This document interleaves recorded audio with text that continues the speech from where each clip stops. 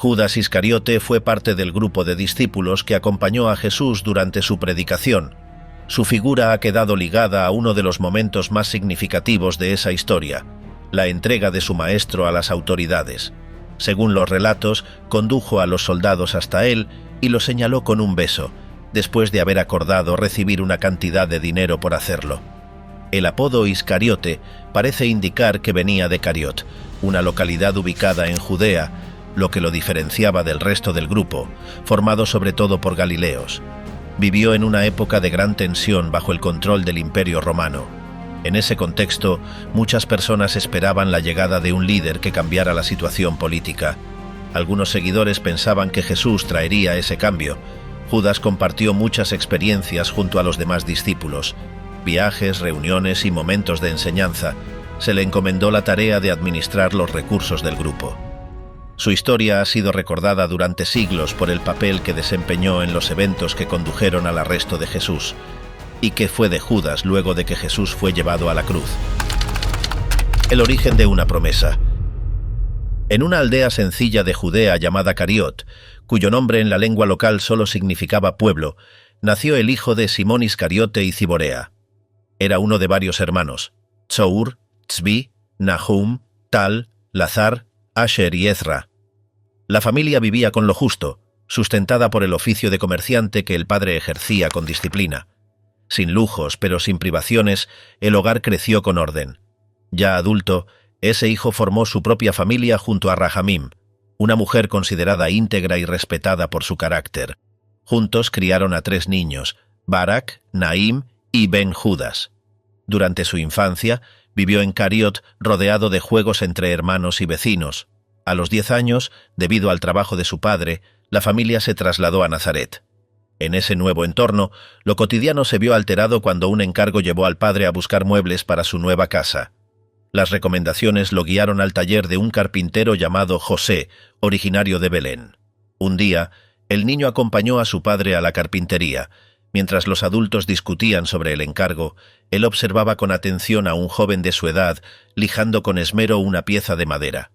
Aquel muchacho, al notar la mirada persistente, levantó la vista y preguntó con sencillez: «¿Cuál es tu nombre?». La respuesta fue breve: «Era de Cariot». El otro sonrió: «Judas, como mi hermano. ¿También eres de Judea?». Al confirmar que sí, el niño de Nazaret expresó con cierta alegría la posibilidad de que, si se quedaban en la ciudad, podrían hacerse amigos. Lo dijo con una mirada que contenía una súplica apenas disfrazada. Esa misma mañana entró al taller una mujer joven con un niño en brazos. Era María, la esposa del carpintero, y el pequeño era Santiago. Tras despedirse, el visitante se marchó con su padre, pero algo había cambiado. Desde entonces, cada ocasión en que el padre visitaba el taller, el niño insistía en acompañarlo. En esas visitas, los encuentros con Jesús, el joven carpintero, se hicieron habituales. Hablaron de juegos, de los juguetes de madera que el propio Jesús tallaba, caballos, soldados, carretas. Con el tiempo, sus conversaciones profundizaron. Jesús compartía historias de su infancia, como aquel tiempo en que su familia emigró a Egipto tras su nacimiento y regresaron cuando Herodes falleció. La familia recién llegada consiguió vivienda cerca del taller, lo que facilitó la cercanía entre los dos jóvenes. Pronto las tardes se llenaron de juegos y conversaciones. La amistad creció con naturalidad, sin urgencias. Una tarde, la madre de Jesús lo invitó a cenar. Dudó, preocupado por lo que dirían sus padres, pero al tratarse de judeos como ellos, decidió quedarse. Esa noche conoció a los hermanos de Jesús: José, Simón, otro Judas, Ruth, Raquel y Santiago. Jesús era el mayor. Durante la comida se sintió incómodo. Hablaba poco, distraído por la figura de María.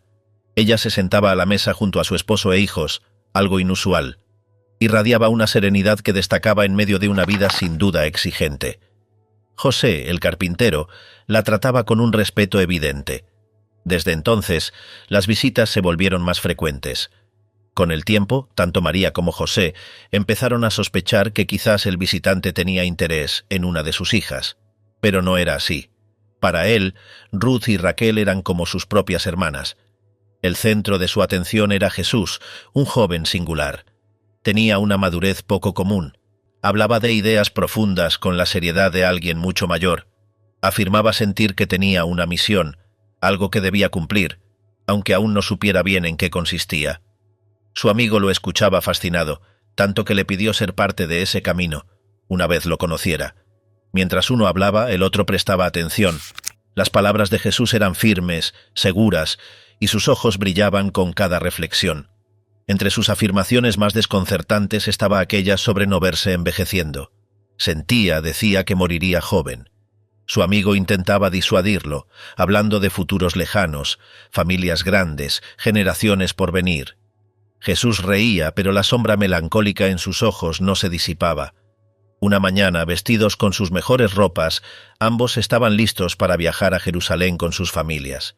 Celebrarían la Pascua en el templo. El viaje, a lomos de burros, les tomaría 5 días. En el camino, se entretenían conversando sobre las ofrendas, jugando y corriendo detrás de animales pequeños. Finalmente, al llegar a Jerusalén, los recibió el bullicio de una ciudad desbordada por visitantes. La actividad era constante, la multitud inmensa. Buscaron alojamiento, y después los 2 amigos salieron a explorar. Recorrieron calles, cruzaron el pórtico principal del templo, caminaron por la calle Herodiana. Al llegar al hipódromo, intentaron ver las carreras, pero la gente impedía cualquier vista. Continuaron hasta el estanque de Siloé. El atardecer tiñó las piedras de rojo y oro, marcando el fin del recorrido. Corrieron de vuelta a la posada, preocupados por haber demorado demasiado. El día siguiente era sábado. Junto a sus familias, se dirigieron al templo para presentar las ofrendas. José y María llevaron 2 tórtolas, la otra familia, un cabrito. En ese momento, el joven de Cariot notó las diferencias entre sus situaciones económicas. Jesús no parecía afectado por eso. Durante la oración, mientras los demás se postraban, Jesús permaneció de pie, observando el altar en silencio. Su padre lo corrigió suavemente. Luego, regresaron a la posada sin mencionar más el tema. Al amanecer siguiente, Jesús propuso volver una vez más al templo. Su amigo lo acompañó. Allí se encontraron con algunos doctores de la ley que discutían sobre las Escrituras. Primero escucharon. Luego, Jesús comenzó a intervenir. Sus preguntas sorprendieron por su profundidad y sus opiniones por su claridad. Tenía apenas 12 años, pero hablaba con una seguridad que asombraba. El tiempo pasó sin que lo notaran. Cuando salieron del templo y volvieron a la posada, descubrieron que sus familias habían partido. El joven de Cariot se desesperó. Imaginaba el castigo, la angustia de sus padres. Reaccionó con enojo y gritó a Jesús, pero éste respondió con calma. Aseguró que pronto regresarían a buscarlos. Volvieron al templo. Allí pasaron 2 noches, acogidos por la bondad de algunos sabios. Les ofrecieron alimento y un lugar donde dormir. Al tercer día sus padres regresaron, el rostro marcado por la preocupación. Al encontrarlos, Jesús asumió toda la responsabilidad. José no dijo nada. Lo abrazó y todos emprendieron el camino de regreso a casa. Tras ese viaje algo cambió. En medio de juegos o conversaciones, Jesús se perdía en pensamientos. A veces se quedaba inmóvil, con la mirada fija en la nada. Su amigo lo sacudía para traerlo de vuelta. Un día, Jesús lo miró y dijo con seriedad que deseaba enseñar, pero no como los doctores de la ley. Quería hacerlo a su manera. El otro lo escuchó en silencio. En ese momento no entendía del todo. Con los años las piezas encajarían. El vínculo entre ambos se mantuvo fuerte. Una tarde, el joven fue a la casa de Jesús y fue recibido por María, con lágrimas en los ojos. Le contó que José estaba muy enfermo. Al llegar al lecho, encontró al carpintero rodeado de sus hijos. Parecía dormido, en paz. Esa misma noche José falleció. Su cuerpo fue enterrado en un terreno que el padre del joven de Cariot había adquirido para él. El día del entierro, Jesús caminó en silencio, sin palabras. Apenas una lágrima cruzaba su rostro. Desde ese momento se volvió un hombre. Días más tarde, el joven visitó a Jesús en el taller. Estaba lijando una silla con delicadeza. Sonrió al verlo, pero pronto su expresión cambió. Le pidió un favor. Debía marcharse. Iba a unirse a una comunidad austera donde fortalecería su cuerpo y espíritu. Mientras tanto, necesitaba que cuidara de su madre y sus hermanos. La respuesta fue afirmativa. El compromiso se selló con una promesa. Jesús habló de su deseo de enseñar, pero no desde el poder. Quería llevar la palabra a quienes nunca habían tenido acceso a ella, denunciar injusticias, sanar heridas. Sus ojos brillaban. El otro lo escuchó con atención. Prometió cuidar de su familia y mantenerse firme. Jesús partió hacia la comunidad de los esenios, junto al Mar Muerto. Era un grupo conocido por su humildad, su amor al prójimo y su resistencia pacífica. Allí comenzó una nueva etapa. Después de la partida de Jesús, pasó más de un año sin novedades, hasta que un comerciante, amigo de la familia de Cariot, trajo una carta dirigida al joven. Era de Jesús. En ella contaba cómo eran sus días entre los esenios, madrugadas dedicadas a la meditación, labores en el huerto, estudio prolongado de las Escrituras y enseñanzas de sabiduría transmitidas por los ancianos. Relataba con entusiasmo lo que aprendía, asegurando que la fe y el amor hacían posible lo impensable. Preguntaba por su madre, por sus hermanos, y dejaba claro que no dudaba de que su amigo estuviera cumpliendo la promesa de cuidar de ellos. También se interesaba por la salud de la familia de su amigo, deseando que conservaran la fortaleza que recordaba de ellos. En sus palabras había nostalgia y esperanza. Jesús le pedía que no se desviara del camino, que se mantuviera firme en la justicia, en el amor al prójimo y en la rectitud. Decía que, cuando llegara el momento, lo necesitaría a su lado y no quería sentirse avergonzado de llamarlo hermano. A partir de entonces, las cartas fueron llegando de forma regular, cada pocas lunas. Eran breves pero intensas, y poco a poco aquel que las recibía empezó a anticipar el regreso de Jesús, sabiendo que juntos emprenderían algo mayor. Mientras tanto, decidió seguir el oficio de su padre. Simón Iscariote se sintió orgulloso de esa elección. Comenzaron a viajar juntos por diversas regiones de Judea y Galilea. Aunque pasaron cerca del Mar Muerto, nunca intentaron acercarse a la comunidad donde Jesús se encontraba. Los viajes formaron al joven. Aprendió a negociar, a tratar con personas de todo tipo y a manejar el dinero con precisión. La familia prosperó. En uno de esos trayectos conoció a Rahamim, una joven amiga de Ruth y Raquel, las hermanas de Jesús. Ella era nazarena, lo cual representaba una dificultad ante el padre del joven, quien tenía posturas conservadoras. Pero la dulzura y carácter de Rahamim terminaron por ganar la aprobación de ambos padres. Pronto se casaron y formaron un hogar cerca del de Simón y Ciborea. Tuvieron 3 hijos en 5 años. El tiempo pasó sin sobresaltos. Los días se llenaron de viajes, acuerdos y tareas familiares, pero en el país las cosas no marchaban igual. La presión del poder romano, sumada a los tributos que imponían las autoridades locales, oprimía al pueblo. La tradición se debilitaba, las costumbres se mezclaban con prácticas extranjeras y los funcionarios caían en corrupción. Cada vez que visitaba a su padre, el viejo Simón repetía con pesar: «¿Qué falta hace David?». Pero el nombre del antiguo rey era tabú, y cualquier descendiente de su linaje tenía prohibido portar una espada. El joven lo hacía callar con cautela, temiendo que alguien pudiera oírlo. Mientras tanto, en Roma, Augusto había sido sucedido por Tiberio. Nada cambió para los territorios bajo dominio imperial. Tras la muerte de Herodes el Grande, sus hijos, Arquelao, Antipas y Filipo, se disputaron el control del país. El emperador resolvió la pugna dividiéndolo entre ellos, como si fuera una herencia personal.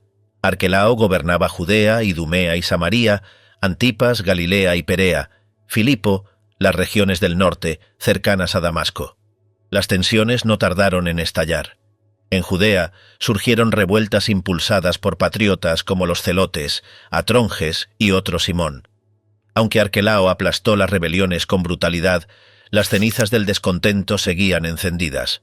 El deseo de liberarse del yugo romano no desapareció. El joven de Cariot compartía ese anhelo de libertad, aunque nunca se unió a los rebeldes. No era ajeno al sufrimiento de su pueblo ni a la servidumbre que imponían quienes ostentaban el poder. Fue durante esos años difíciles que fallecieron sus padres. El duelo lo hizo pensar en Jesús con más frecuencia. Recordó con claridad el dolor que éste había sufrido al perder a José y comprendió mejor lo que había significado aquella pérdida. El día del entierro de su madre, al regresar con su familia desde el cementerio, se detuvo un momento sin decir palabra, y fijó la mirada en la silueta lejana del monte Tabor. Recordó aquel otro día, años atrás, cuando había hecho lo mismo junto a Jesús, después de sepultar a José. Sus pensamientos volaron hasta la región del Mar Muerto, imaginando qué estaría haciendo su amigo en ese momento. No logró hacerse una idea. Hacía tiempo que no llegaban cartas. El silencio comenzaba a preocuparle, más aún al saber que los esenios habían sido objeto de severas represiones. Entonces, una tarde cualquiera, mientras descansaba en casa tras regresar de un viaje, alguien llamó a la puerta. Aunque estaba cerca, Rahamim fue quien atendió. Cuando abrió, la luz del atardecer enmarcó la figura de un hombre joven, con barba y túnica blanca. Con una voz familiar y suave, aquel visitante saludó y preguntó si en esa casa había un poco de agua para un hombre sediento. Al mirarlo a los ojos, su anfitrión lo reconoció de inmediato. Eran esos mismos ojos en los que se mezclaban la alegría y la tristeza de siempre, y sin poder evitarlo, lo llamó por su nombre. «¡Jesús!», exclamó, antes de abrazarlo con fuerza. El regreso marcó un nuevo comienzo. Después de tantos años, la presencia de Jesús traía consigo la certeza de que el tiempo de espera había terminado. Su andar por la comunidad esenia lo había transformado, y ahora parecía dispuesto a iniciar lo que tanto tiempo había anticipado. Su amigo, como había prometido, estaba ahí para apoyarlo. De la promesa al acto. Después de su regreso, Jesús se estableció por un tiempo en la región. Su presencia no pasó desapercibida. Con los años, su aspecto había cambiado. Se veía más maduro, con una expresión de serenidad que combinaba fuerza y compasión. Sus palabras ahora tenían una cadencia distinta, como si cada frase estuviera cuidadosamente medida, como si ya supiera el impacto que tendría en quienes lo escuchaban. Reunió a sus amigos más cercanos, entre ellos su antiguo compañero de infancia, y comenzó a compartir aquello que había ido cultivando en silencio durante años. Sus ideas sobre la ley eran distintas, no porque la contradijeran, sino porque la iluminaban desde un ángulo desconocido. Hablaba de justicia, pero también de misericordia. Hablaba de firmeza, pero también de perdón. Muchos se sintieron conmovidos por su visión, otros lo miraban con recelo. No era un doctor de la ley, ni un sacerdote, ni un escriba, pero hablaba con autoridad. Su formación entre los esenios había dejado huella en su pensamiento, pero su esencia iba más allá de cualquier escuela. Tenía la determinación de alguien que había encontrado su misión, y eso era evidente para todos. La casa de su madre se convirtió en punto de encuentro. Allí, día tras día, se reunían quienes querían escucharlo. Él les hablaba del reino, pero no de uno con fronteras o ejércitos, sino de uno donde el amor y la justicia reinaban sin imposiciones. Decía que era posible vivir de otro modo, y que ese camino debía comenzar dentro de cada persona. Jesús no buscaba seguidores, pero muchos comenzaban a seguirlo. Al principio eran solo conocidos, antiguos vecinos, curiosos. Pronto fueron también pescadores, comerciantes, incluso recaudadores de impuestos. Personas de todo tipo se acercaban, atraídas por la fuerza tranquila de sus palabras. Su amigo de toda la vida, el mismo que había cuidado de su familia en su ausencia, observaba con atención el crecimiento de ese movimiento. No se sentía desplazado, pero sí desconcertado por momentos. Había sido testigo de su infancia, de sus silencios, de sus juegos, de sus dudas. Ahora lo veía convertirse en una figura pública, en alguien que reunía multitudes. Una mañana, mientras compartían pan y aceitunas, Jesús le habló directamente. Le dijo que el tiempo de preparación había terminado y que era hora de actuar. Necesitaba a cada uno de sus amigos para llevar adelante la tarea. A él le pidió que lo acompañara de cerca, que fuera su sombra en los caminos. No como un sirviente, sino como alguien que entendía desde el principio lo que estaba por venir. Aceptó sin dudar. Lo había prometido años atrás y estaba dispuesto a cumplir. Lo siguió con lealtad, ayudando a organizar los recorridos, los recursos, las rutas. También lo escuchaba con atención, intentando comprender las capas más profundas de sus enseñanzas. Los primeros viajes fueron dentro de Galilea. Iban de aldea en aldea, entrando en sinagogas, conversando con la gente en los mercados, curando a enfermos, tocando a quienes eran evitados. Jesús no tenía temor al contacto. Donde otros retrocedían, él avanzaba. Se acercaba a los leprosos, hablaba con mujeres marginadas, escuchaba a quienes la sociedad consideraba perdidos. No todos lo aprobaban. Algunos fariseos lo cuestionaban, los saduceos lo vigilaban y los escribas tomaban nota. Pero la gente común lo seguía. Hablaba en parábolas, usando imágenes simples: un sembrador, una lámpara, un pastor y sus ovejas. A través de esas historias revelaba verdades complejas que cada oyente interpretaba según su corazón. En una de esas jornadas cruzaron a la región del Jordán. Allí multitudes acudían a verlo. Su presencia causaba conmoción. Algunos querían ser sanados, otros escuchar. Unos buscaban respuestas, otros solo esperanza. En medio de ese mar de rostros, Jesús no perdía la calma. Siempre encontraba tiempo para mirar a cada uno como si fuera el único. Una tarde, en medio de una multitud agotada por el calor, se detuvo a hablar a la sombra de unos olivos.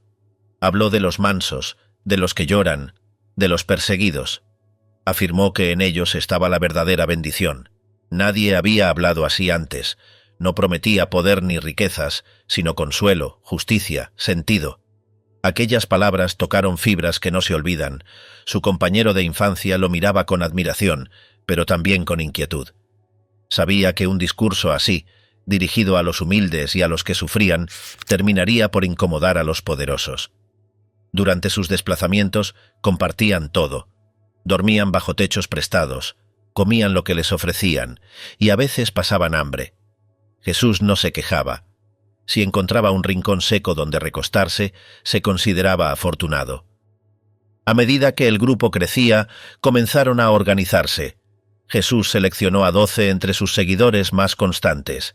A cada uno le dio una misión específica.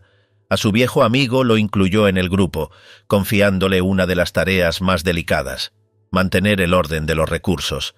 Alguien debía administrar lo que recibían, registrar las donaciones, comprar lo necesario. No era un encargo menor. Él aceptó con responsabilidad. Conocía de números, de transacciones, de gestión. Tenía la mente práctica para esos asuntos. Se convirtió en el responsable del dinero del grupo, una función que requería confianza. Con el tiempo, los desplazamientos se extendieron más allá de Galilea. Visitaron zonas rurales y ciudades importantes. Dondequiera que iban, la reacción era la misma. Algunos lo seguían con fervor, otros lo observaban con sospecha. En uno de esos viajes, un grupo de fariseos lo esperó para cuestionarlo. Le plantearon dilemas sobre la ley, esperando hacerlo caer en contradicción. Jesús respondió con calma, usando las Escrituras, pero con una interpretación que ponía en primer plano la compasión. Aquello no gustó. Desde ese día, algunos comenzaron a planear cómo desacreditarlo. La fama de Jesús crecía. Los relatos sobre curaciones y milagros se expandían con rapidez. Algunos decían que había resucitado a una niña, otros que había multiplicado alimentos. Los rumores se mezclaban con testimonios reales. Nadie sabía con certeza qué era verdad, pero todos hablaban de él. En cierta ocasión, entraron en una ciudad y fueron recibidos por una familia generosa. Allí, Jesús descansó unos días. Mientras tanto, su amigo aprovechó para reorganizar las cuentas. Reunió los registros, revisó las donaciones, compró provisiones. Sabía que la logística también era una forma de servicio. Una noche, mientras compartían la cena, Jesús habló con tristeza. Dijo que el camino no sería fácil, que habría traiciones y pérdidas. No lo decía con miedo, sino con certeza. Todos lo escuchaban en silencio. Algunos bajaron la vista, otros intentaron distraer el momento con un comentario, pero su mirada permanecía fija. Su amigo, el mismo que había estado desde el principio, sintió un escalofrío, no por lo que se decía, sino por cómo se decía. Era como si Jesús ya supiera el desenlace. Días después volvieron a salir, esta vez hacia Jerusalén. El ambiente estaba cargado, las autoridades religiosas lo veían con recelo. Los rumores sobre su identidad se volvían más audaces. Algunos lo llamaban profeta, otros creían que era el esperado. Jesús no alimentaba esas versiones. Se limitaba a enseñar, a sanar, a consolar, pero cada gesto, cada palabra, parecía confirmar las sospechas de sus opositores. Durante el trayecto hacia la ciudad santa, se detuvieron en aldeas donde fueron bien recibidos. La gente salía a su encuentro, le tendían mantos, le ofrecían alimento. En esos momentos, su compañero recordaba los días en que ambos jugaban entre Maderas y Serrín, y ahora uno de ellos era visto como enviado. No había arrogancia en Jesús. Seguía siendo el mismo en su trato, sencillo, cercano, humano, pero había algo en su presencia que imponía respeto. No por temor, sino por la fuerza silenciosa que emanaba de su carácter. Poco antes de llegar a Jerusalén, se detuvieron en una colina. Desde allí se divisaban las murallas. Jesús observó en silencio. Nadie dijo nada. Sabían que entrar a esa ciudad cambiaría el curso de todo. Esa noche Jesús habló con su amigo. Le recordó las promesas del pasado, las decisiones tomadas, y le pidió que siguiera firme. No había reproches, solo claridad. Él asintió, convencido de que haría lo necesario. Y juntos, una vez más, retomaron el camino. El ingreso a Jerusalén fue todo menos discreto. Al llegar, la multitud que los había acompañado extendió sus mantos en el suelo, mientras otros agitaban ramas de palma. Jesús avanzaba sin decir palabra, montado en un burro. Algunos lo saludaban como a un rey, otros como a un salvador. Los líderes religiosos lo observaban desde lejos, cada vez más incómodos con su influencia. Dentro de la ciudad, las tensiones eran palpables. Cada movimiento de Jesús era vigilado. Los saduceos, los fariseos y los escribas lo veían como una amenaza.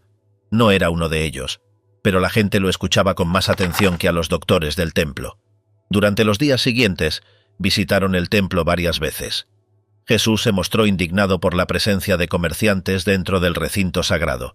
En un acto que sorprendió a muchos, volcó las mesas, expulsó a los vendedores y denunció la profanación del lugar.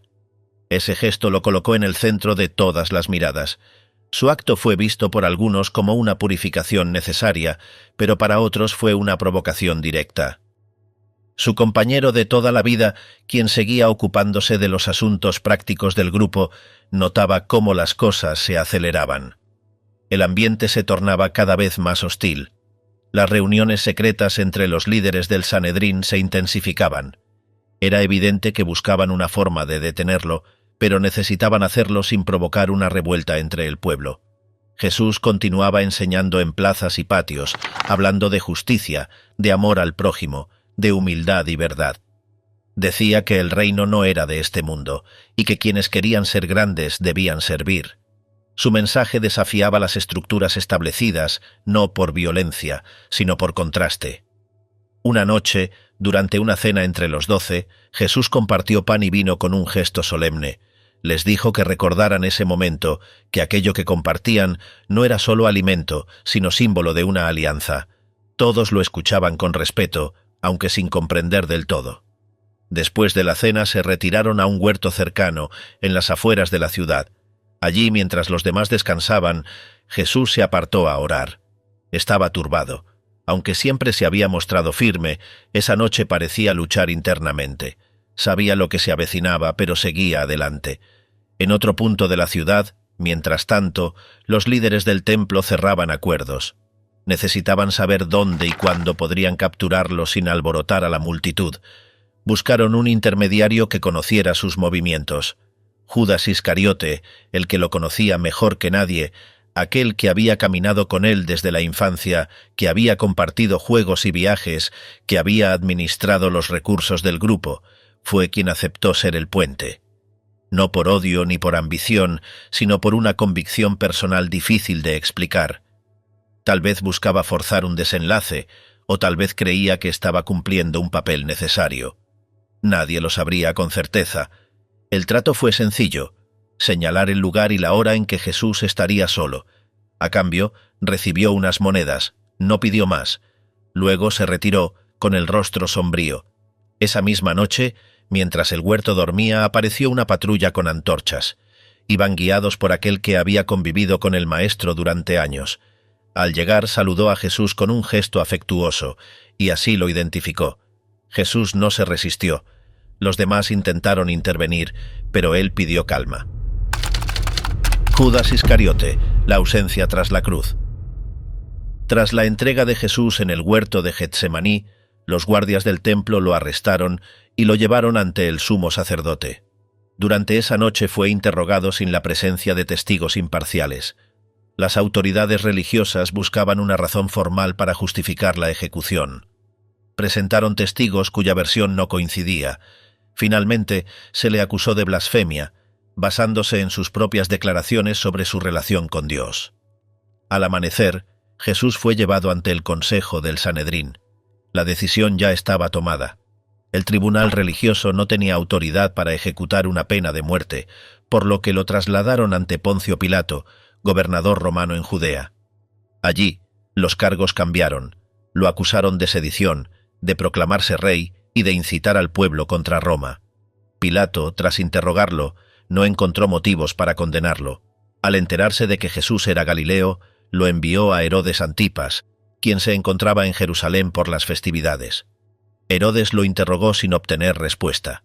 Lo devolvió a Pilato, sin emitir juicio. Presionado por la multitud, Pilato ofreció liberar a un prisionero, como era costumbre en Pascua. La elección se puso entre Jesús y un reo llamado Barrabás, acusado de robo y asesinato. La multitud pidió la liberación de Barrabás. Pilato, temiendo disturbios, autorizó la crucifixión de Jesús, aunque públicamente se desentendió de la decisión. Jesús fue azotado y obligado a cargar una parte del instrumento de su ejecución. Camino al lugar conocido como Gólgota, una persona del pueblo, Simón de Cirene, fue obligada a llevar la cruz en su lugar. A su alrededor mujeres lloraban. Jesús les dirigió palabras breves, sin desviar el paso. Al llegar al sitio, fue crucificado entre dos condenados.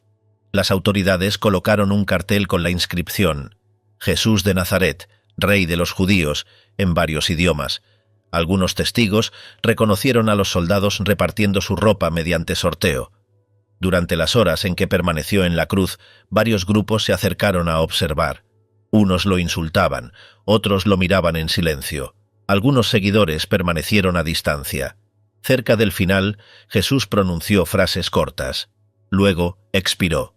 Un centurión romano, testigo de lo ocurrido, reconoció que la muerte fue diferente a la de otros reos. Al ver que el cuerpo ya estaba sin vida, los soldados no quebraron sus piernas, como era habitual, pero uno de ellos perforó su costado con una lanza.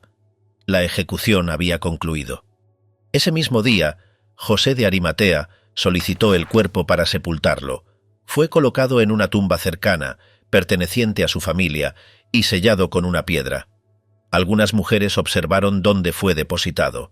Al día siguiente, las autoridades sellaron la entrada y colocaron guardias, temiendo que sus seguidores intentaran ocultar el cuerpo. Los discípulos se dispersaron. No hubo resistencia organizada, solo confusión, temor y silencio. Tras el entierro, los seguidores de Jesús permanecieron ocultos. Ninguno de ellos volvió públicamente al templo. Algunos se dispersaron por la región, otros se mantuvieron en casas particulares. Temían ser detenidos por asociación. No hubo manifestaciones ni protestas organizadas. El movimiento, que había reunido multitudes, se redujo a pequeños grupos sin dirección clara. El tercer día después de la ejecución, comenzaron a circular versiones entre los seguidores. Algunas mujeres declararon que la tumba estaba vacía. Otras afirmaron haberlo visto vivo. Esos testimonios se difundieron entre los discípulos, provocando debate interno. No existía una interpretación unificada. Algunos creyeron, otros dudaron. La figura de Jesús comenzó a reaparecer en conversaciones privadas, ya no como maestro detenido, sino como presencia activa. Las autoridades, al enterarse de los rumores, afirmaron que el cuerpo había sido robado. Negaron cualquier irregularidad en el proceso. El sello del sepulcro se consideró vulnerado, pero no se iniciaron investigaciones. El asunto fue cerrado oficialmente. La preocupación principal era evitar disturbios en Jerusalén durante las festividades. En los días siguientes, los discípulos comenzaron a reunirse nuevamente en casas privadas. Varios de ellos aseguraban haberlo visto con vida. Las reuniones fueron discretas. Se discutía el futuro del grupo y el sentido de lo ocurrido. A partir de ahí, comenzó a formarse la primera comunidad centrada en sus enseñanzas. El recuerdo de la crucifixión se convirtió en un punto de referencia para los seguidores. Fue interpretado como cumplimiento de una misión. Los elementos del juicio y la ejecución fueron integrados en sus relatos posteriores. Los hechos que antes generaban temor pasaron a ser narrados como parte esencial del mensaje. Judas no estuvo presente en esos encuentros. Ninguno de los textos posteriores lo menciona entre quienes presenciaron los días siguientes. No participó en la reorganización del grupo ni en la difusión del mensaje. Su figura quedó fuera de todo lo que se desarrolló a partir de entonces. Los discípulos restantes eligieron un reemplazo para ocupar su lugar. El proceso fue formal y el nuevo integrante fue incorporado sin referencia a Judas más allá de lo necesario para justificar la elección. A partir de ese momento, el grupo volvió a ser reconocido como 12. Con el tiempo, la crucifixión pasó de ser una ejecución pública a convertirse en el eje central del nuevo mensaje. Fue interpretada como sacrificio. Su recuerdo fue preservado en oraciones, relatos y símbolos, pero el proceso no fue inmediato. Las primeras semanas después de la muerte de Jesús estuvieron marcadas por la incertidumbre. Solo con el paso del tiempo surgieron narraciones estructuradas y solo entonces comenzó a difundirse la interpretación de los hechos como cumplimiento de las promesas anunciadas. Los registros coinciden en que, tras la crucifixión, hubo silencio institucional. Las autoridades no persiguieron a los discípulos de forma sistemática en ese momento. El caso de Jesús fue tratado como concluido. Para Roma y para el liderazgo religioso, el conflicto había terminado. Lo que vino después, la expansión del mensaje, fue un desarrollo posterior. En los días inmediatos a su muerte, no hubo señales de que ese movimiento sobreviviría. Fue el recuerdo de sus palabras, junto con los testimonios sobre la tumba vacía, lo que permitió que el grupo encontrara un nuevo propósito. El destino de Judas después de la crucifixión. Tras la crucifixión de Jesús, Judas Iscariote no volvió a ser visto junto al grupo de discípulos. No existen registros fiables sobre su paradero en los días posteriores. Lo que ocurrió con él después del arresto de Jesús fue transmitido mediante versiones incompletas, muchas de ellas contradictorias. La mayoría de los testimonios coinciden en que intentó devolver el dinero que había recibido por entregar a Jesús. Según los textos más antiguos, arrojó las monedas dentro del templo, declarando que había cometido un error grave. Los sacerdotes no aceptaron la devolución. Consideraron el dinero como impropio para el tesoro del templo, por haber sido obtenido a cambio de sangre. Con esas monedas compraron un campo utilizado luego para enterrar extranjeros y personas sin identificación. Ese terreno fue llamado Campo de Sangre. A partir de ese momento, Judas desapareció. No regresó con los demás discípulos. Ningún texto posterior lo incluye en reuniones, testimonios o encuentros que siguieron a la muerte de Jesús. Tampoco hay indicios de que haya intentado reintegrarse o explicar sus razones. Existen dos versiones principales sobre su muerte. Una afirma que se quitó la vida ahorcándose. Otra dice que sufrió una caída en un terreno y su cuerpo se desgarró al impactar.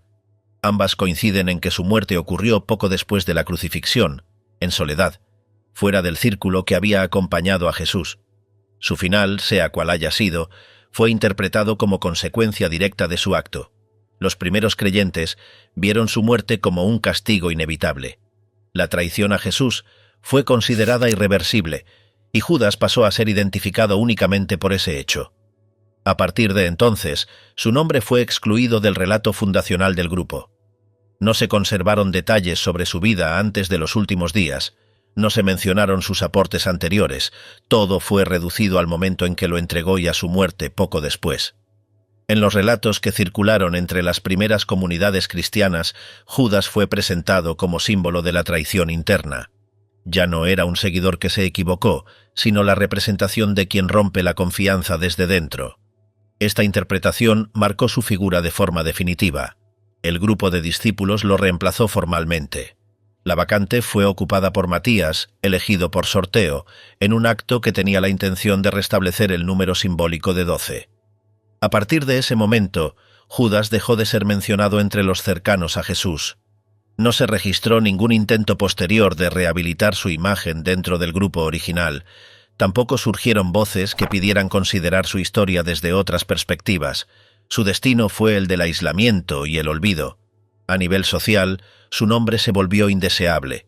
Dejó de usarse como nombre personal en las comunidades cristianas. Su mención pasó a estar asociada a la traición y al rechazo. En algunos contextos, incluso fue utilizado para maldecir o como sinónimo de enemigo interno. Durante los años siguientes, su figura fue repetida en sermones, escritos y relatos como advertencia. Se convirtió en un ejemplo negativo que se usó para reforzar la necesidad de lealtad y vigilancia. En ninguna tradición oficial fue incluido como mártir, testigo o figura a estudiar con matices. Después de su muerte, la figura de Judas Iscariote fue incorporada como un elemento funcional dentro del desarrollo moral y teológico del cristianismo primitivo. Desde los primeros escritos, su historia comenzó a consolidarse como una advertencia concreta sobre los riesgos de la deslealtad interna, particularmente dentro de comunidades cerradas o espirituales. Su rol dejó de ser el de un discípulo más y pasó a convertirse en el modelo del traidor. La narrativa oficial evitó centrarse en su historia completa. Se dejó de lado su vida previa, su relación cercana con Jesús o sus contribuciones prácticas al grupo. Todo fue reducido a una única acción: la entrega de su maestro. Ese acto, aislado de su contexto, se convirtió en símbolo absoluto. En la formación doctrinal posterior, su papel sirvió también para trasladar el peso del arresto de Jesús lejos de una responsabilidad exclusivamente institucional. Judas fue funcional para explicar lo ocurrido sin culpar directamente a los líderes religiosos o a Roma. Su traición se volvió necesaria para sostener el relato. Con el tiempo, las representaciones escritas y visuales lo mostraron con una imagen estandarizada: facciones duras, expresión sombría y muchas veces acompañado por las 30 monedas. Se le vinculó al castigo, a la desesperación e incluso al rechazo divino. Ninguna corriente mayoritaria dentro del cristianismo desarrolló interpretaciones que matizaran su conducta o propusieran una revisión de su papel desde una perspectiva más humana o psicológica. Su suicidio, cuando fue mencionado, fue interpretado como el resultado inevitable de su culpa. Nunca se trató como expresión de remordimiento redentor, sino como prueba final de su caída. Así, no hubo espacio para el perdón, ni se consideró la posibilidad de redención personal. A diferencia de otros personajes bíblicos que cometieron errores graves pero fueron rehabilitados, Judas quedó excluido de esa categoría. Durante siglos, su nombre fue eliminado de registros personales y borrado de listas de nombres aceptables entre los creyentes. Se convirtió en sinónimo de traición en varios idiomas. Su figura fue absorbida por la cultura occidental y utilizada como arquetipo del traidor interno en literatura, teatro, pintura y enseñanza moral. Judas no fue humanizado. Su imagen no se reconstruyó a partir de su historia completa, sino únicamente desde su rol funcional en los eventos que condujeron a la muerte de Jesús. La complejidad emocional o los posibles conflictos internos que pudo haber experimentado nunca fueron explorados en profundidad en los relatos tradicionales. Hasta hoy, su nombre permanece asociado a la traición absoluta. Es raro encontrar análisis amplios o críticos sobre su papel más allá del estigma que dejó su decisión final. Su historia, tal como fue adoptada por la tradición, sigue representando el ejemplo de quien traiciona desde dentro y queda fuera de toda posibilidad de reconciliación.